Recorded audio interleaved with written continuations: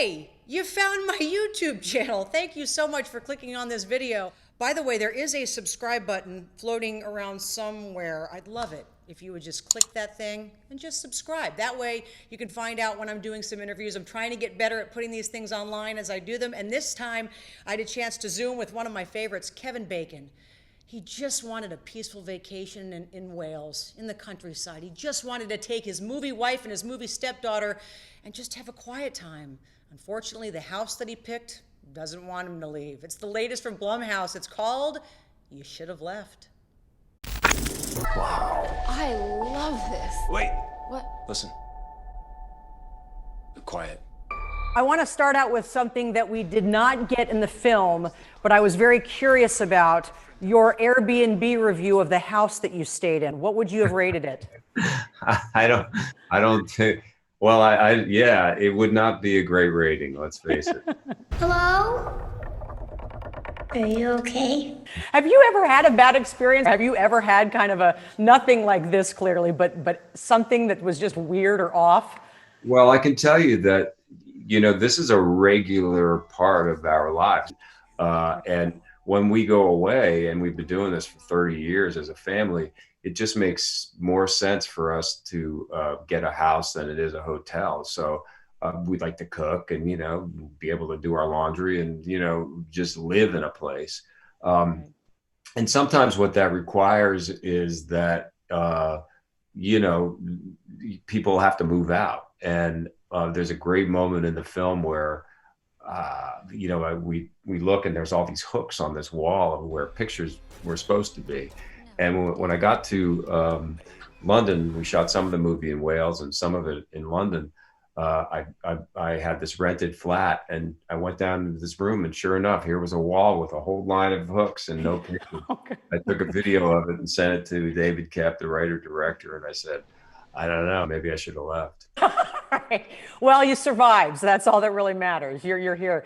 You know, they give us the press notes just to do a little background research on the film, and I loved hearing that your wife suggested a horror movie based on a marriage, and I thought, are they doing okay?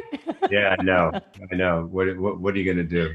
I mean, we've made it this long, and we're now making it through this pandemic. I think we're probably okay, but Absolutely. Yeah, listen. I mean, I think that it's we're joking, but marriages are you know, complicated, and you know, the best horror for me are things that are built on you know, emotional relationships. I mean, if you look at the moments between both between myself and Amanda Seyfried, and also the child, you know, these are very emotional relationships that I have with both of these characters. So I think that's what gives that's what gives people something to, you know, kind of relate to, rather than just monsters jumping out of a closet. 100%. And I'm a step parent, so I could relate to that aspect. What I could not relate to, but I loved the fact that you journal, you're listening to some great inspirational self-help books. And I'm almost tempted to tell my husband,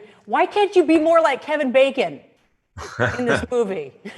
Well, listen, that's directly from our marriage. You know, she Kyra has often said to me, you should journal.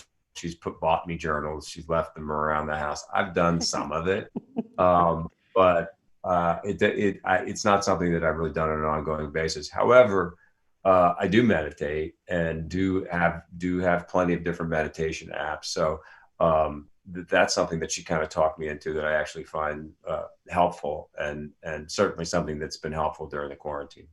Can you hand her some of the journals that you filled out for this movie and go, see, I'm journaling? Yeah, well, except for the whole idea about journals is that you're not supposed to read them. Oh, yeah, I guess that's true. That ruins it. I know they're wrapping me quickly. Being in this time of quarantine, it's been so interesting to kind of revisit films and binge stuff. And one of your movies, He Said, She Said, just came on. So I wanted just to find out from you, if you're going to revisit one of your Kevin Bacon films, what would you recommend? What's the Kevin Bacon movie to revisit when we've got some time on our hands? Oh, wow. Let's see. I don't know. You know, it just pops into my mind is Mystic River, and I don't know why, just because when, you know, there's a anniversary of Apollo 13, I think, is this year, which might be the what would that be? I don't know, 40th anniversary or something of the actual That's insane. flight, or the 50th anniversary. I'm not really sure. That's a great movie, great historical drama. You know, depends on what you're looking for. Well, there's plenty to choose from, believe me. Congratulations on your career. I know there are a lot of age references in this movie, but you look fantastic. Thank And you I very love much. some of the age references. And thanks for your time again. It's so nice to do this, but hopefully in person one day. I hope it's in person too. We don't get a lot of time with these celebrities. I was lucky to maybe squeeze out an extra 30 seconds in that case, and a lot to pick from when it comes to old Kevin Bacon films. Don't forget to subscribe, maybe tell your friends about it, and I hope you guys are staying safe and enjoying some quiet time in a home that's not so scary like the one in the film.